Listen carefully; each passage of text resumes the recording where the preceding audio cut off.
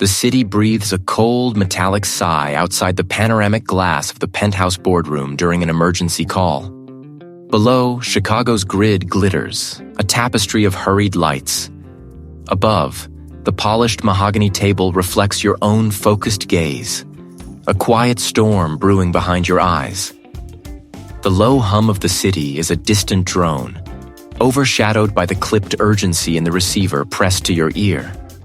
A voice, tight with professional calm, relays the bare facts. A fall, an unfortunate accident at the Sterling Art Gallery. You listen, a precise instrument absorbing every nuance, every unspoken hesitation. The preliminary report, sparse and clinical, describes a prominent collector, a patron of the arts, found at the base of the gallery's grand central staircase. An accident, they insist. A misstep. But your mind, Chen Li, already sifts through the data, cataloging the subtle inconsistencies in the speaker's tone, the too quick assurances of no foul play. Your fingers, long and discerning, trace the cool glass of a water goblet, the faint condensation, a temporary imprint of your presence. This boardroom, usually a stage for corporate victories, now feels like a sterile chamber of prelude, a quiet before the storm of truth.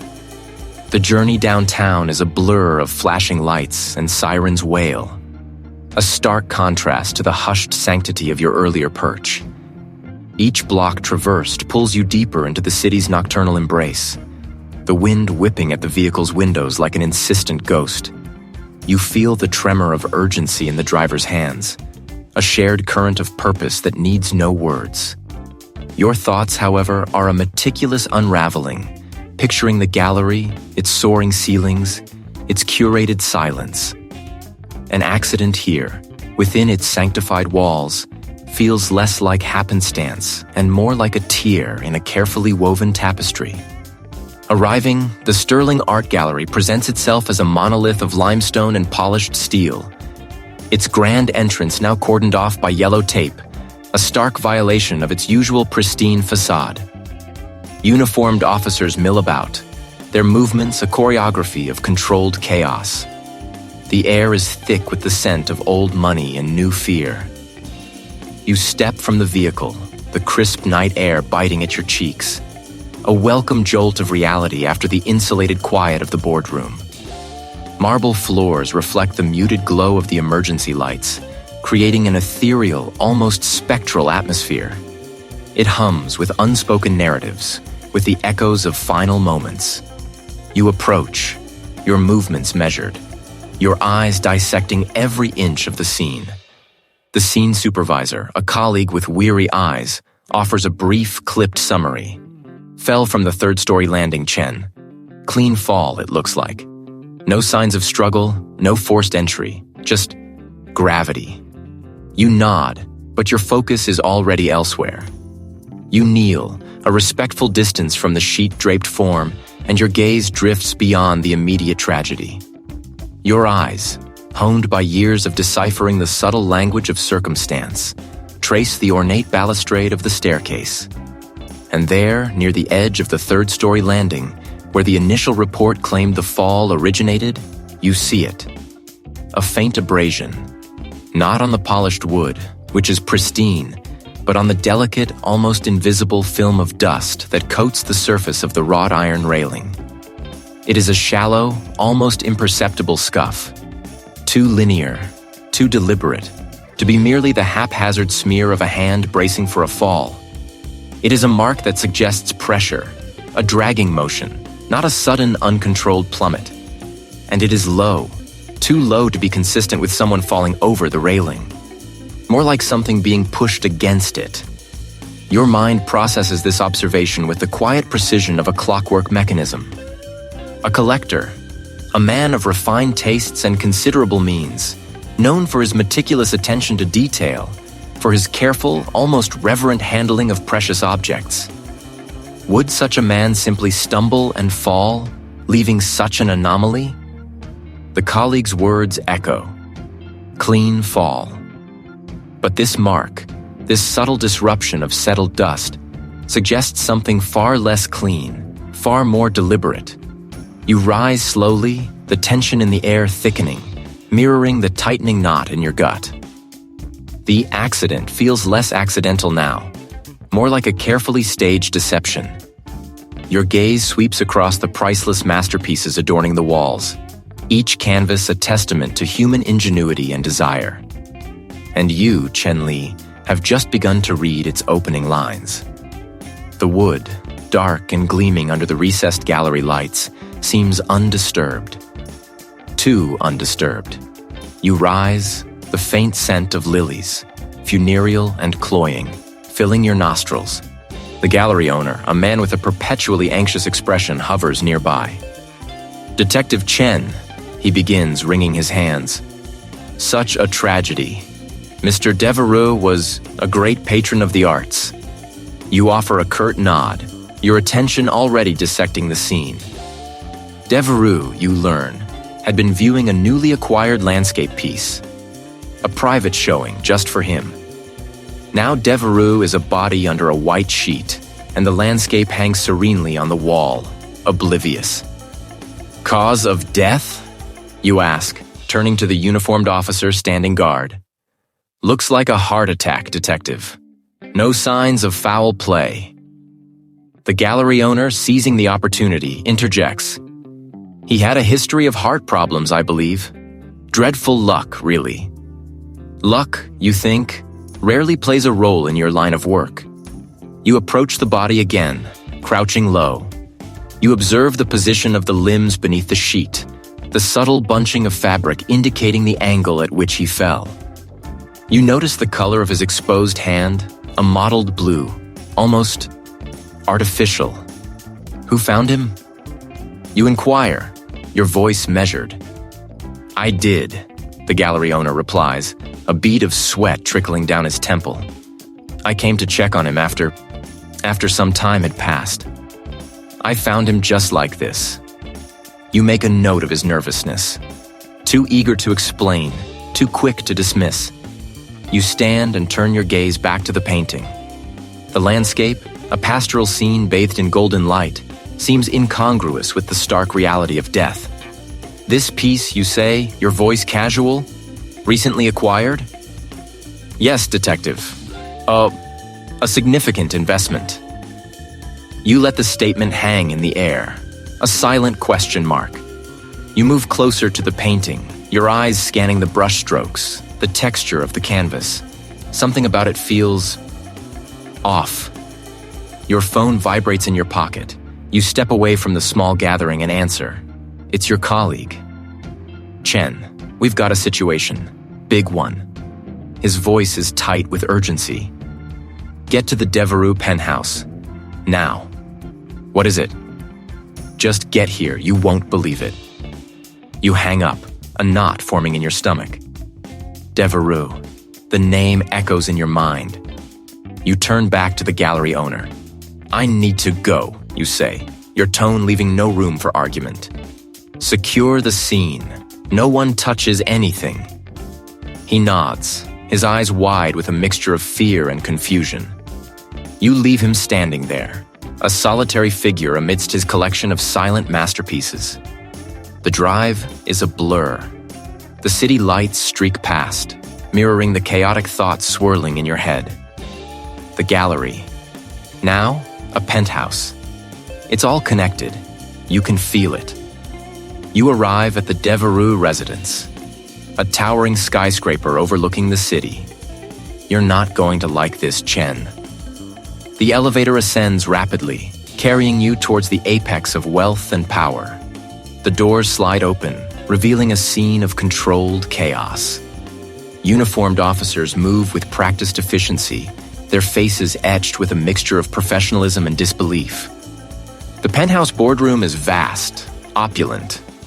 A long mahogany table dominates the space, surrounded by leather chairs.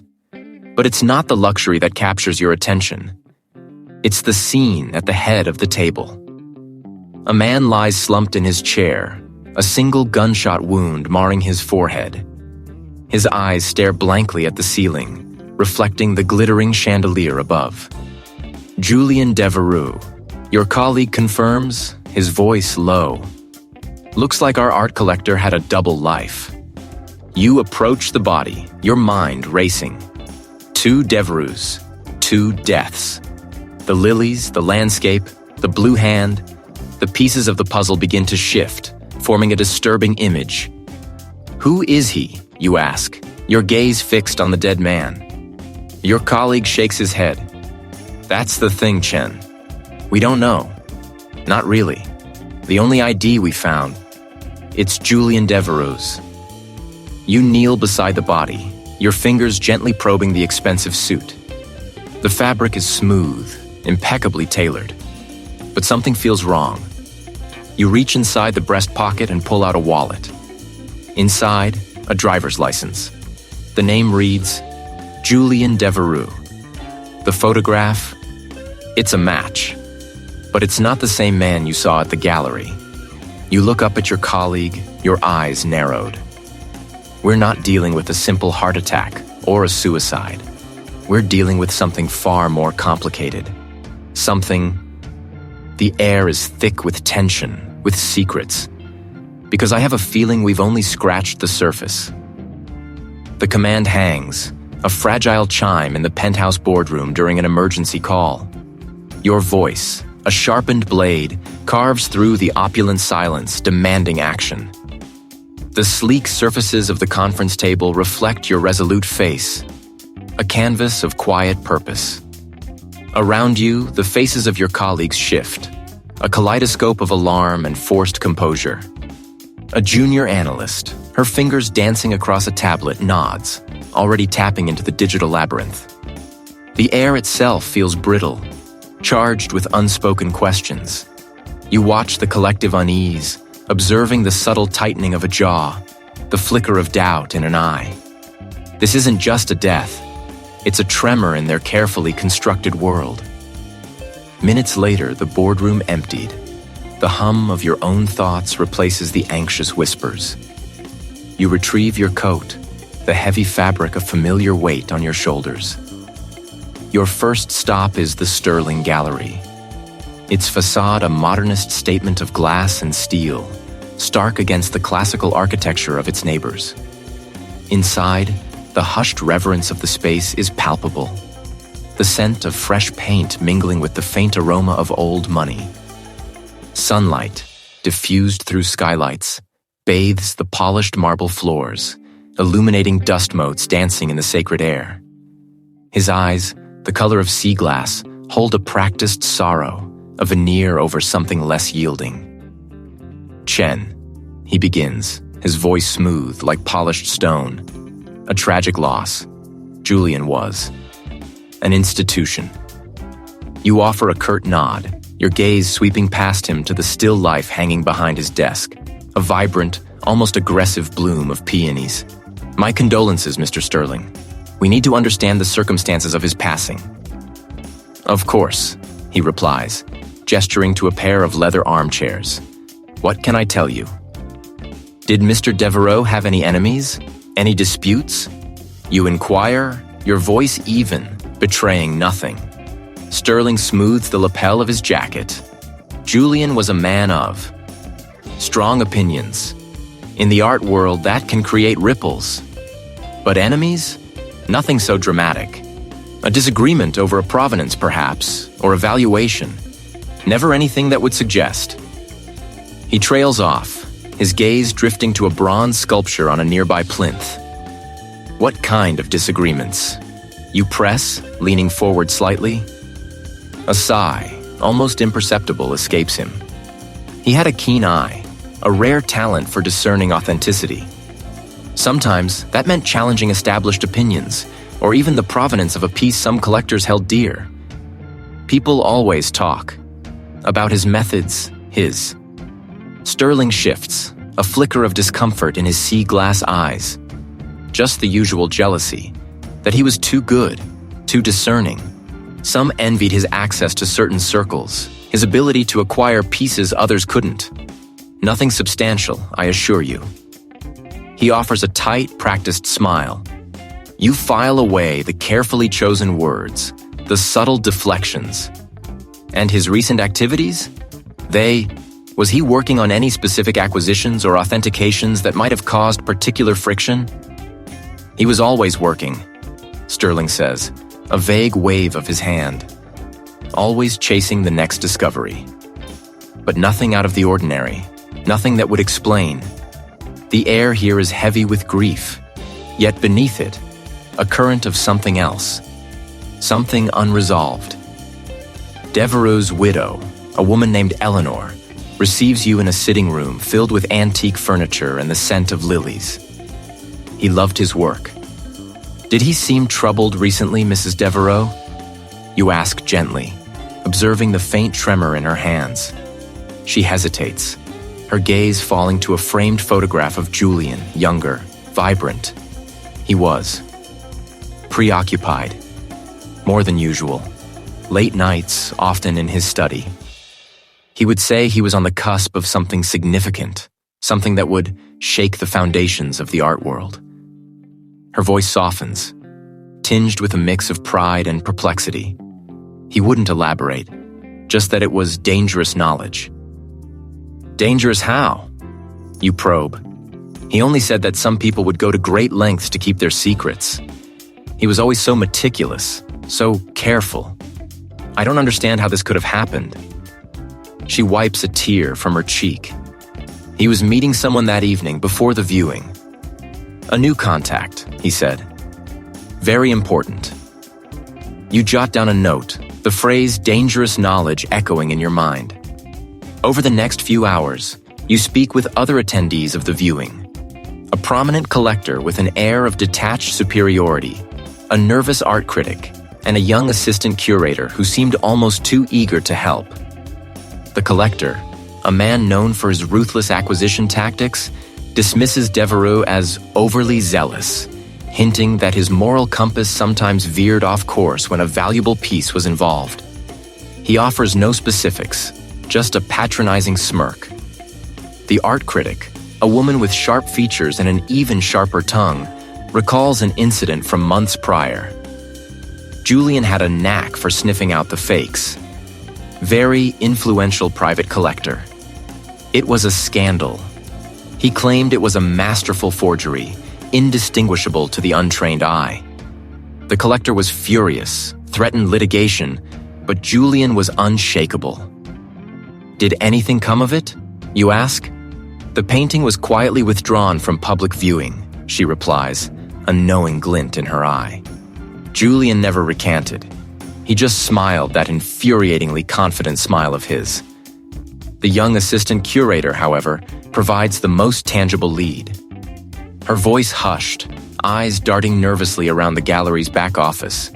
She confides, Mr. Devereux was asking about the provenance of several pieces in our private collection, pieces that rarely see the light of day. He seemed particularly interested in a series of Renaissance drawings. He was spending hours in the archives, cross-referencing old acquisition logs. She lowers her voice further. And I heard him arguing on the phone a few days ago. He said something about unveiling the truth and exposing the deception. He sounded furious. You thank her, the pieces beginning to shift, to form a nascent, unsettling image. Devereux, with his dangerous knowledge and his unshakable convictions, had been hunting forgeries. The tension tightens, a knot in your gut, as you realize this is no simple accident. This is a meticulously planned act of desperation, and you are stepping into its intricate web. The scent of expensive coffee, long cooled, hung heavy in the penthouse boardroom during an emergency call. Outside, the city's pulse throbbed against the panoramic glass, a distant hum beneath the urgent whispers within. You sat, a silent observer, as the lead investigator, his brow a furrowed landscape of worry, gestured towards the holographic projection shimmering at the table's center. It depicted a newly recovered painting, its colors muted, its lines subtly hesitant. Another one, the lead investigator stated, his voice a low, gravelly current, surfaced in a private collection upstate. The provenance is a ghost story. He tapped a stylus against the projection, highlighting a signature, a brushstroke, a minute imperfection. The patterns, Chen. They echo the very discrepancies Devereux had flagged in his early reports. The same elusive hand, the same calculated deceit. A chill, not from the conditioned air, traced its way along your spine. Devereux. The emergency call, ostensibly about this new forgery, felt like a siren song pulling you back to the heart of the original enigma. The pieces, once scattered fragments, began to coalesce, forming a stark, unsettling mosaic. Devereux wasn't merely identifying forgeries. He was exposing a system, a network. And that network, you realized with a jolt, was far more pervasive, far more ruthless than anyone had dared to imagine.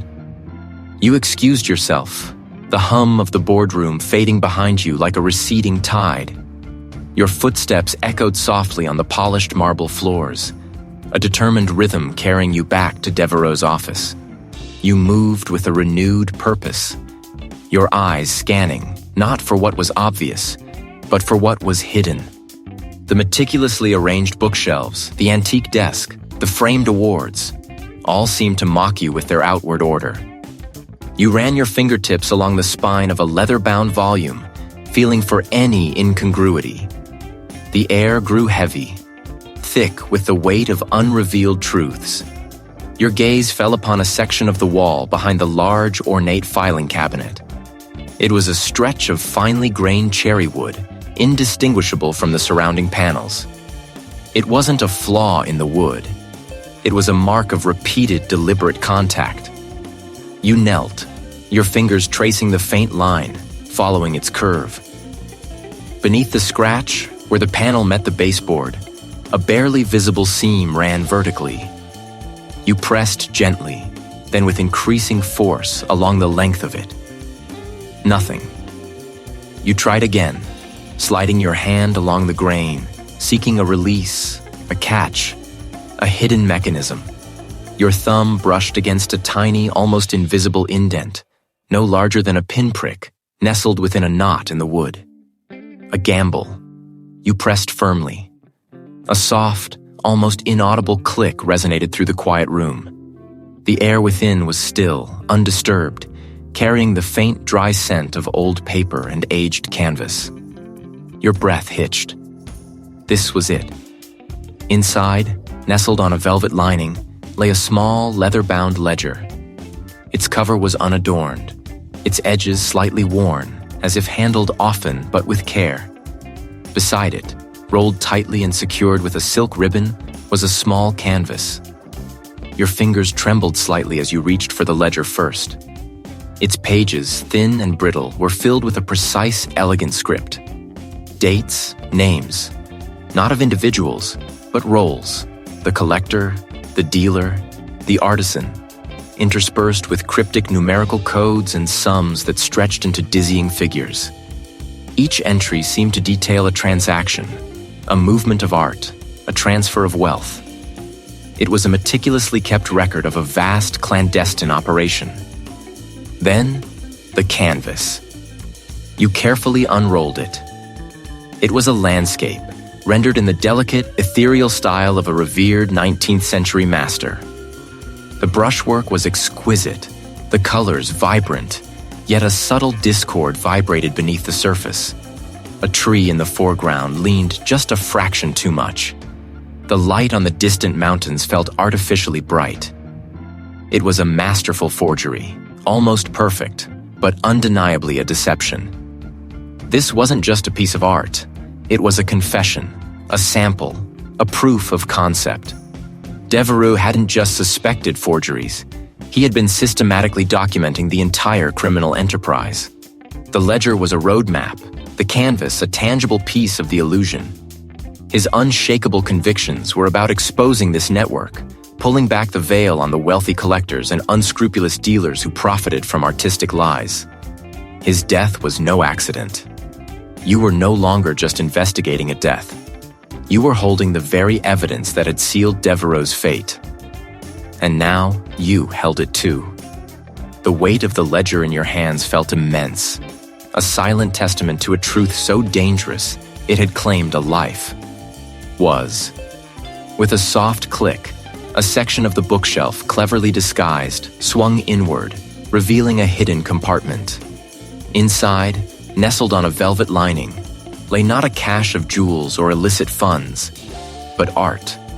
A stack of canvases, each a breathtaking forgery of a celebrated landscape, a masterfully replicated portrait, their brushstrokes so precise, their colors so vibrant, they could fool even the most discerning eye. Alongside them, a ledger. Its cover was plain, unassuming, but its contents were a labyrinth of deceit. You opened it, your breath catching in your throat. It detailed transactions, not in names, but in code. Azure dawn for a landscape, veiled muse for a portrait, dates, amounts, and most chillingly, a network of names, some familiar in the art world, others mere initials, all linked by a web of suspicious acquisitions and exorbitant sums. The ledger was a silent scream, confirming your darkest suspicions. Julien Devereux had not merely died, he had been murdered, and his death was inextricably linked to the intricate, dangerous world of art forgery. The theme of identity, you realized, was not just about the art, but about the very essence of truth, twisted and perverted for profit. The ledger, a silent informant, sang a discordant tune of deception, and one name echoed louder than the rest.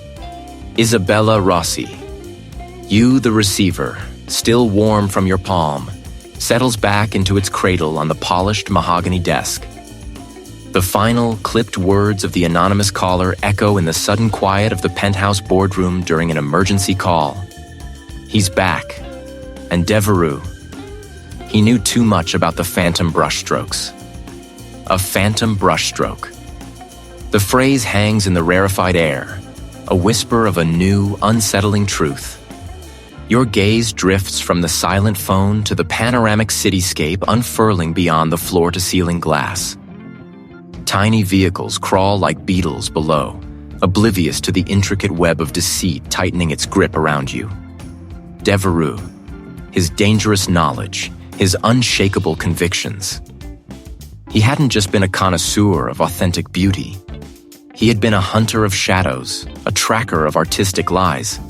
The emergency call, ostensibly about this new, unsettling development, now clarifies his fervent passion, his ultimate undoing. He wasn't just exposing a fraud. He was confronting a ghost. A sharp rap on the boardroom door jolts you from your reverie. The senior investigator, a formidable presence even in repose, steps inside, his expression a tight mask of professional impatience. Chen. Any movement on the gallery incident? The director is receiving calls. High-profile patrons are growing restless. His voice, though calm, carries the weight of expectations and an unspoken deadline. The pressure, a tangible force, begins to press in from all sides. You turn, meeting his unwavering stare. Sir, the initial death is proving to be a thread in a much larger tapestry. This emergency call, it suggests a new piece, a new player. The senior investigator's eyebrows arch, a flicker of irritation in his eyes. A new player? We need conclusions, Chen, not complications. This isn't a long-form drama. It's a case requiring swift resolution. The gallery's reputation, and by extension ours, hangs in the balance. What new player could possibly eclipse the current investigation? The caller mentioned phantom brushstrokes and hinted at the maestro, you state. A forgery so exquisite it defies belief, mirroring Devereux's past warnings. The senior investigator's posture stiffens. The name the maestro has a way of doing that. It conjures images of impossible thefts and flawless deceptions. A phantom figure whose existence is almost mythical, yet whose impact on the art world is devastatingly real. The maestro? That's an old ghost story, Chen. A legend for the tabloids. You're suggesting this gallery incident, this supposed accidental death, is tied to him? The anonymous tip was specific, you insist. recalling the frantic urgency in the caller's voice. It indicated a fresh forgery about to be moved, a specific style, a signature almost imperfection that only Devereux and perhaps one other would recognize. Devereux wasn't just collecting art. He was collecting evidence. He kept meticulous notes, cross-referencing auction records with private sales, tracking anomalies. You stride to the large interactive screen built into the boardroom wall, pulling up a digital archive of Devereux's research, a trove you discovered subtly hidden within his personal files. "Look here," you explain, tapping the screen. Devereux had flagged several pieces over the years, all attributed to different artists, different periods, yet all sharing a peculiar commonality: a specific type of pigment binder, an anachronistic element. He called it the ghost in the oil. And in his encrypted journal, he made a direct, albeit veiled, reference to the one who dances with specters, the maestro of illusions. The senior investigator steps closer, his skepticism warring with a nascent intrigue. A pigment binder? An anachronism? That's quite a leap, Chen. Not a leap, sir, a pattern, you counter, tracing a digital line connecting a Renaissance landscape to a Baroque portrait. Then to a modern abstract piece, all flagged by Devereux. This binder, a blend of specific natural resins and oils, creates a unique luminosity, a depth that mimics the masters. It's also incredibly difficult to source and process, a technique known to very few. This elaborate network of wealthy collectors, as Devereux hinted, is his clientele? Perhaps his protectors? The emergency call spoke of a new masterpiece about to exchange hands, a transaction happening in a matter of days. You reveal, the urgency now palpable in your voice. If Devereux was tracking this specific binder, this ghost in the oil, this new piece carries its signature, then the maestro is not just a legend, he's an active threat.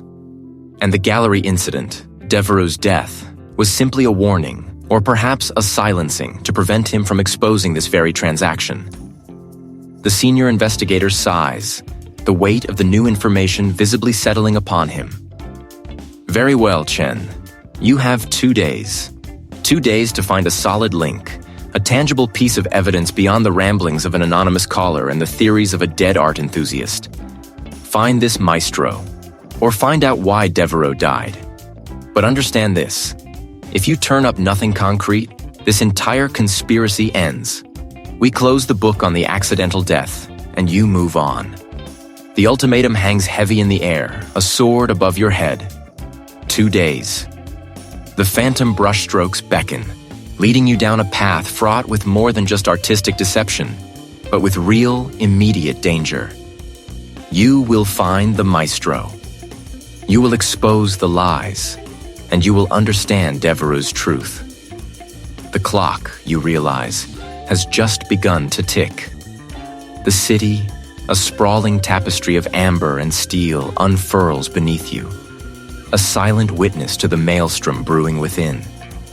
The air hums with a brittle stillness, broken only by the low thrum of the ventilation system and the distant, muted wail of a siren, a phantom lament echoing your own internal urgency. The 2-day ultimatum, a cold blade pressed against your throat, sharpens every nerve, every thought. Your resolve, a honed edge, cuts through the swirling uncertainties, leaving only the stark landscape of the task ahead. The immense display screen, an obsidian mirror reflecting your taut silhouette, flickers to life. The face of the director, etched with a grim solemnity, materializes from the pixelated depths. His gaze, usually a steady anchor, now carries the weight of a storm-tossed sea. Chen. His voice, a low rumble, fills the cavernous room, amplified by the unseen speakers. We've made a breakthrough, a difficult one. Your breath catches, a shallow intake of the sterile air. The tension, already a coiled viper in your gut, tightens its grip. You lean forward, your knuckles white against the polished mahogany table, the surface cool beneath your touch. The director's eyes, heavy with unspoken burdens, meet yours. The network runs deeper than we initially surmised, he continues, his words measured. Each one a stone dropped into the quiet pool of your anticipation. The scale of the forgeries, the sheer audacity of the identity thefts.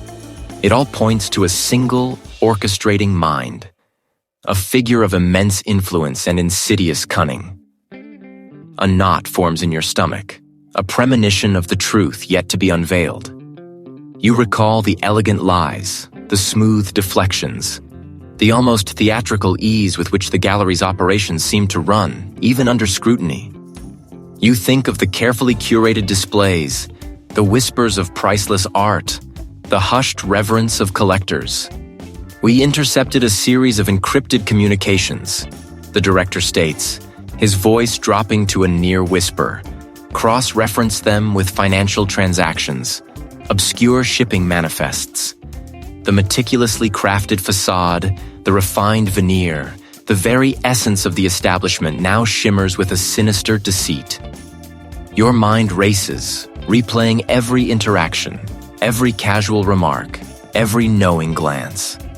The director's next words, though anticipated, still strike with the force of a physical blow. Alistair Sterling, he pronounces, each syllable a hammer blow against the fragile edifice of your understanding. He is the maestro. The name hangs in the air, a poisoned chalice offered to your consciousness. Alistair Sterling, the urbane host, the discerning connoisseur, the man who spoke of art with such profound passion. The pieces, disparate and disjointed until this moment, now snap into a horrifying mosaic. His effortless charm, once perceived as a mark of sophistication, now reveals itself as a masterfully constructed mask. His intimate knowledge of artistic techniques, his discerning eye for detail, the very qualities that made him a respected figure in the art world, were merely tools in his grand deception. You remember his subtle guidance during your initial inquiries, steering you away from certain archives, subtly discrediting a junior curator's suspicions. You recall the way he effortlessly navigated complex provenance records, a skill that now appears less like expertise and more like intimate familiarity with his own fabricated histories. The seemingly accidental death at the gallery, the initial spark of your investigation, now burns with the calculated precision of a professional elimination. It was never an accident. It was a consequence, a necessary removal in the intricate ballet of his criminal enterprise. The gallery, a bastion of culture and beauty, is revealed as the very heart of the spider's web, its gleaming floors and hushed exhibition halls merely a stage for the maestro's elaborate charade. The forged masterpieces, once merely evidence of a lucrative scam, now represent Sterling's profound arrogance, his belief in his own untouchable genius. The stolen identities, the intricate network of wealthy collectors, all of it orchestrated by the man who greeted you with a charming smile and an offer of vintage champagne. A bitter taste fills your mouth.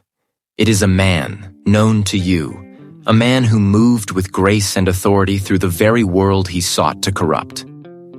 The complexity of the situation deepens, intertwining personal betrayal with professional duty. How many others, you wonder, were fooled by his polished facade? How many were complicit, drawn into his orbit by greed or coercion? The director's image fades from the screen, leaving you alone in the penthouse boardroom, surrounded by the city's indifferent glow. The maestro has a face, a name, a lair, and the 2 days loom, a relentless drumbeat against the newfound clarity of your purpose. Alistair Sterling. The name, once a whispered elegance, now a venomous hiss in the chambers of your mind. His effortless charm, his cultivated taste, his very essence a meticulously crafted lie. The scent of betrayal, sharp and acrid, stings your nostrils even here, in the quiet hum of your own resolve. You know what must be done. Your arrival at the penthouse is unannounced, a silent storm brewing. The air in the private elevator feels thick. the ascent a climb towards an inevitable precipice. When the doors sigh open, you step onto polished marble, the gleam reflecting your own grim determination. A faint murmur of voices draws you forward, a magnet pulling steel. Sterling stands by a vast window. The city lights a glittering tapestry behind him. His silhouette is sharp against the urban glow, phone pressed to his ear, his posture one of calm authority, even as his words are clipped, urgent.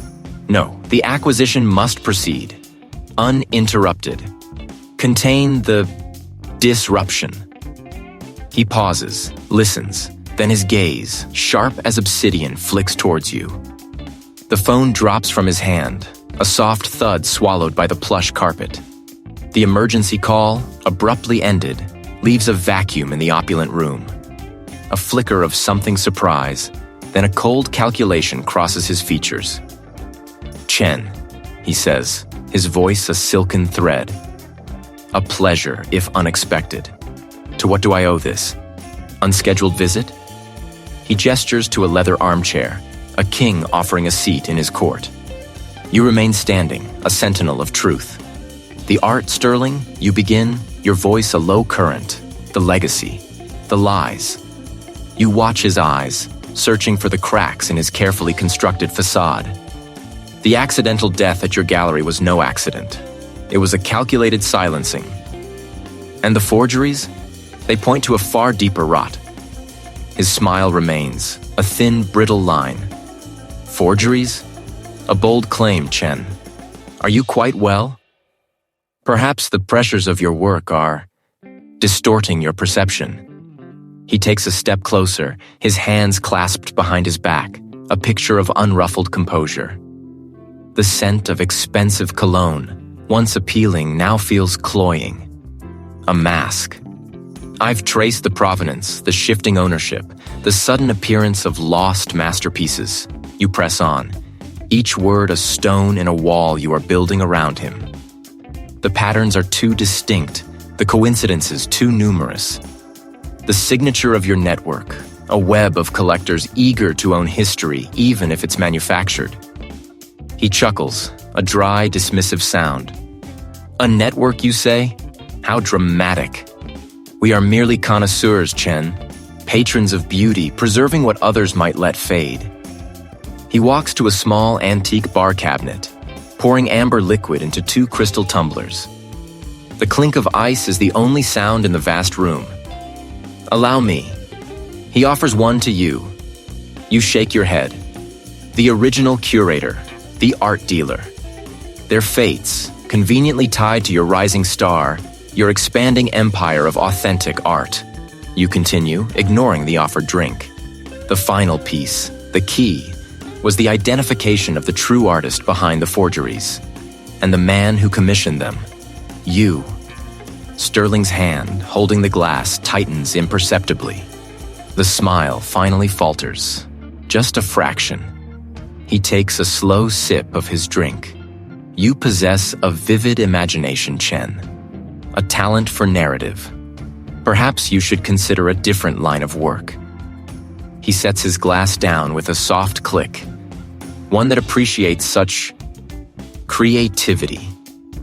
He walks to a polished mahogany desk, its surface gleaming under the strategic lighting.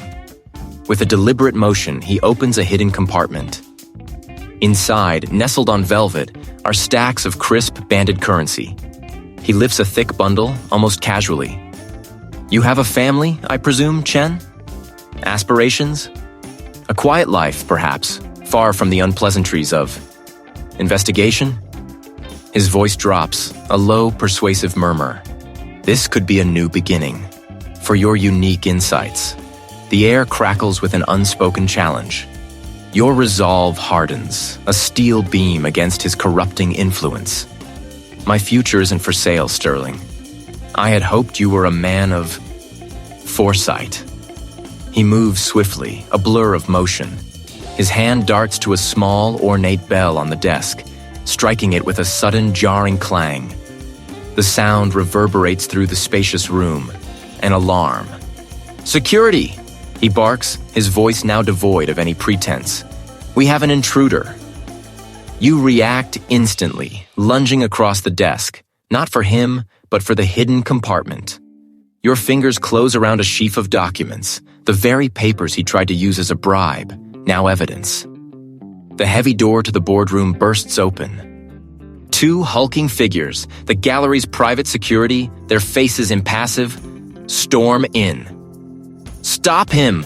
Sterling shouts, pointing a furious finger at you.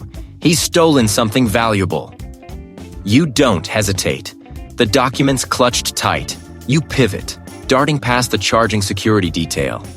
The vastness of the penthouse, once a symbol of Sterling's power, now becomes your escape route.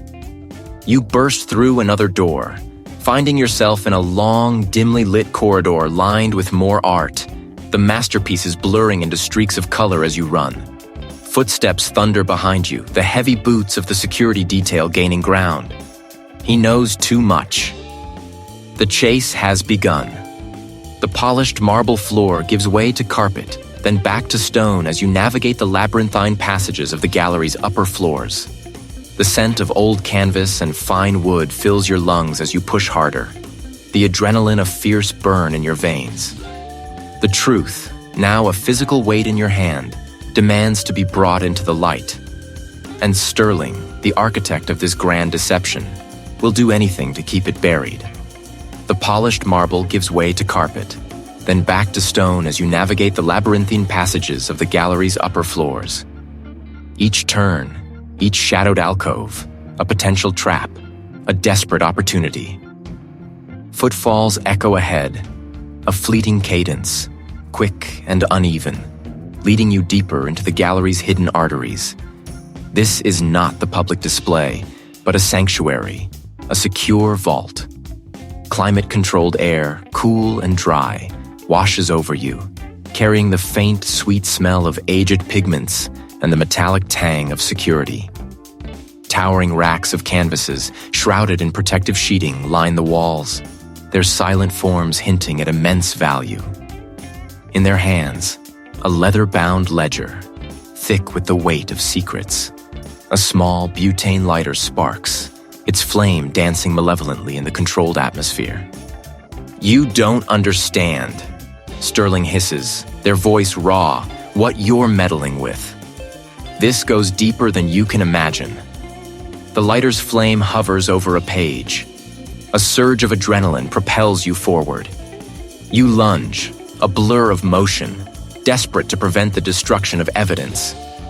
Sterling, surprisingly agile in their desperation, sidesteps, the flame still teasing the aged paper.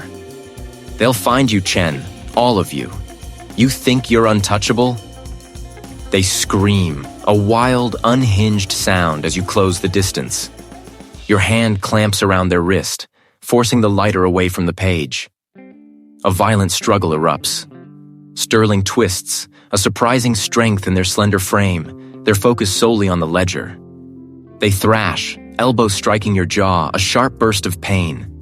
The ledger becomes a weapon, a shield, a prize to be protected at all costs. You grapple, muscles straining, the scent of old leather and sweat mingling in the cool air. The lighter clatters to the polished concrete floor, its flame extinguished. With a desperate wrench, Sterling tears at the binding. Pages rip, a few fluttering like fallen leaves. Your grip tightens, your fingers digging into their arm, preventing further desecration. As you pull the ledger from their grasp, a loose page, already charred at the edges, drifts to the floor. Below them, a name, stark and undeniable. Julian Thorne, the very man whose accidental death had set you on this path. The accident was a final, brutal transaction, a price paid by the network of collectors to protect their illicit empire. Suddenly, your comms device, tucked securely in your ear, crackles to life. Are you there? The assets are being moved. A private jet, fueled and ready on a remote airstrip. The network, they're dissolving, scattering. The lead collector, the one we suspected, just vanished from his secure residence. They know. The words hit you with the force of a physical blow. Sterling, now subdued, slumps against the racks of art, breathing heavily, a triumphant, if weary, smirk playing on their lips. The immediate battle is won, the evidence secured, but the war, you realize, has just begun. The network, a hydra-headed beast, is already reacting, its tendrils retracting, its secrets threatening to vanish into the global ether. The ledger, now clutched in your hand, is merely the first thread in a much larger, unraveling tapestry of deceit and murder. The metallic tang of the gallery's back rooms still clings to your senses, a ghost of the struggle. Sterling, a figure of crumpled defiance, is secured, their breath a ragged counterpoint to the thrumming silence that now settles. The immediate skirmish is over. The forged masterpiece, a dazzling deception, lies carefully wrapped, its false brilliance muted. But the quiet is deceptive, a mere pause before the true storm. You feel the tremor of it, the vast, unseen machinery beginning to grind. Your hands, still slightly trembling from the exertion, move with purpose, securing the other pieces of evidence Sterling guarded. A ledger filled with coded entries, a burner phone chiming with unheard messages. A small, worn photograph of a face you now recognize as the true identity stolen from the gallery's first victim. Each item is a thread, leading deeper into the labyrinth. The detective, their face a mask of grim satisfaction, nods as you catalog the finds. A good haul, Chen, but I suspect this is only the tip of the chisel.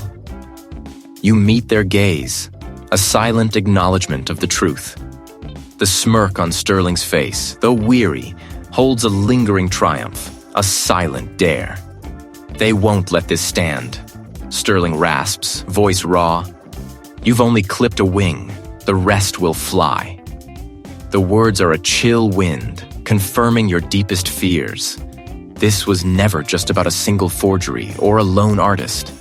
The next hours blur into a frantic orchestration of information. Your mind, a finely tuned instrument, sifts through the chaos, arranging fragments into a coherent whole. You see the pattern now, the intricate web woven by unseen hands. Then comes the summons, a terse directive echoing through the precinct halls. The air is thick with anticipation, the polished mahogany table reflecting the anxious faces of senior officials, their expressions a mix of skepticism and dawning alarm. The city sprawls beneath the panoramic windows, oblivious to the quiet storm brewing within. You stand before them, the weight of your discoveries heavy on your shoulders, yet your resolve is iron. The death at the gallery. You begin, your voice clear, cutting through the tension. Was no accident. The detailed ledger from Sterling, projected onto a screen, reveals a complex network of transactions, dates. They are merely a cog in a far larger machine. A network of corrupt collectors, their names hidden behind shell corporations and offshore accounts, have been commissioning these forgeries for years. The faces around the table shift, skepticism giving way to shock. These aren't merely copies for illicit sales, you continue, your gaze sweeping across the room. These are works designed to infiltrate the highest echelons of the art world, to be authenticated by unwitting experts, then sold at astronomical prices, laundering vast sums of money and manipulating market values. The true identities of the victims, the original owners of the genuine pieces, were systematically stolen and then erased, their lives meticulously dismantled to legitimize the provenance of these fakes. You click to another slide, displaying images of other lost masterpieces, their genuine counterparts now revealed to be meticulously crafted fakes, recovered from a series of discrete raids initiated based on Sterling's ledger. Each brushstroke, each crackle in the paint, a testament to a deception almost perfect. The value of these recovered artworks, the forged masterpieces, already exceeds hundreds of millions. But the true cost is in the integrity of the art world and the lives destroyed in the process. A senior official, their face pale, leans forward. And the collectors, these wealthy individuals? They are the architects, you state, your voice unwavering. They are the ones who pull the strings, funding the operations, providing the channels for authentication and sale. They are willing to kill to protect their secrets, as evidenced by the gallery's first victim and by Sterling's desperate attempts to cover their tracks. The room is silent, save for the hum of the projector. You feel the shift in the air, the collective realization of the immense scale of the conspiracy. The war Sterling spoke of, the Hydra-headed network, is now laid bare. The immediate battle is won, Sterling apprehended. The forged artwork recovered. But the true fight, the painstaking dismantling of an empire built on lies and blood, has just begun. You meet the eyes of each official, a silent challenge in your own. The net is cast, and now it must be drawn. His face, once a mask of refined arrogance, is slack with defeat. The projector casts long shadows, turning the room into a theater of exposed lies. You watch as the authorities lead Sterling away, his empire crumbling around him like a poorly constructed forgery. The weight of the case settles on your shoulders, a strange mix of satisfaction and weariness. It's over, but the echoes of deception linger. The detective approaches, his expression unreadable. "Chen," he says, his voice low. "Good work. It goes deeper than we initially thought." "Doesn't it always?" You reply, your gaze sweeping over the abandoned boardroom. The air is thick with unspoken words, with the residue of ambition and greed. The forged artwork. We're still cataloging everything. It's extensive. And the collectors, they're lawyering up fast. You nod, understanding. The wealthy protect their own, even when their fortunes are built on deceit. They'll face justice, you say, more to convince yourself than the detective. He offers a grim smile. Justice has a price, Chen. You walk to the window, the city lights blurring into an abstract painting. You think of the artist, whose name Sterling stole, whose life he erased, a ghost in his own masterpiece. Was it worth it? All the money, all the power, to live a lie? The allure of art, you realize, lies not just in its beauty, but in its truth. A genuine work speaks of the human condition, of joy and sorrow, of love and loss. A forgery, no matter how skillfully executed, is just an empty shell. Your phone buzzes. It's Chen Li. "Are you okay?" he asks, his voice laced with concern. "I'm fine," you say, the familiar sound grounding you. "Just tired." "Come home," he urges. "Let's forget about art for a while." You smile. That sounds perfect. The next morning dawns bright and clear. You find yourself drawn back to the gallery, not to the opulent halls where Sterling peddled his forgeries, but to the small, unassuming room where you first saw the contested painting. The real painting. It hangs there now, bathed in natural light, its colors vibrant and alive. You stand before it, lost in its details, its subtle nuances. You see the artist's soul in every brushstroke, his passion, his vulnerability. A colleague approaches, his face etched with curiosity. "Quite a case, Chen. The art world is buzzing." "It is," you agree, your eyes fixed on the painting. "So, what's next for you?" You shrug. "Back to the real world, I suppose. Less glamour, more truth." He chuckles. "Don't underestimate the power of truth, Chen. It can be just as captivating as a masterpiece." You spend the rest of the day poring over documents, tying up loose ends. The investigation is officially closed, the case filed away. But the memories, the faces, the intricate web of lies, they will stay with you. As you leave the office, you pass by Chen Li's desk. She looks up, her eyes meeting yours. You walk out into the bustling city, the air filled with the sounds of life. The city, with its beauty and its ugliness, its triumphs and its tragedies. It is a canvas, constantly being painted, constantly evolving.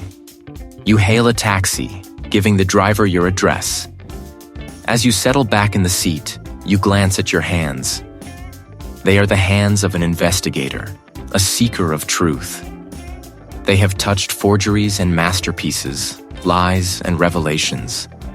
You close your eyes, letting the city's rhythm lull you into a sense of peace. The case is closed, but the journey continues. But you are also strengthened by your commitment to truth, to justice, to the enduring power of art, the genuine kind. The taxi pulls up to your apartment building. You pay the driver and step out, breathing in the cool night air. Chen Li is waiting for you at the door, his face radiant in the soft light. You smile, and for the first time in weeks, you feel a sense of genuine peace. The case is closed, the truth revealed. And now, it's time to live.